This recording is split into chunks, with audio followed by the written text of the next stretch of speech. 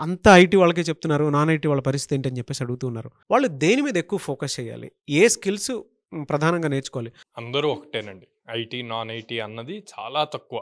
అంటే చాలా rare mechanical, civil అట్లాంటి కొంచెం బాగా కోర్ ఎక్కువ ఉన్నాయి తప్పితే మిగతాయన్నీ ఒకటే అవుతది. ఈవెన్ మెకానికల్, సివిల్ వాళ్ళు గూడా ట్రై చేయొచ్చు. ట్రై చేయకూడదు అని కాదు. కానీ వాళ్ళకి బేసిక్ నాలెడ్జ్ చాలా స్ట్రాంగ్‌గా ఉండాలి వీళ్ళకన్నా. అప్పుడే ఇంటర్వ్యూయర్ ఇంట్రెస్ట్ చూపిస్తాడు.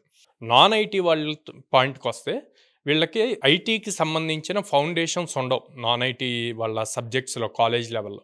సో, అందుకని ఇంకొంచెం ఎక్కువ ఇనీషియల్ ఫస్ట్ 10-15 డేస్ కోడ్‌నాన్‌లో జాయిన్ అయ్యాక 10-15 డేస్ ఐటీ వాళ్ళు కష్టపడే దానికన్నా ఇంకొంచెం ఎఫర్ట్స్ పెట్టి ఒక 1 ఆర్ 2 అవర్స్ ఎక్స్‌ట్రా వీళ్ళు ప్రాక్టీస్ చేస్తే ప్రోగ్రామింగ్ అలవాటయ్యే వరకు ఈజీగా ప్రోగ్రామింగ్ నేర్చుకోగలుగుతారు.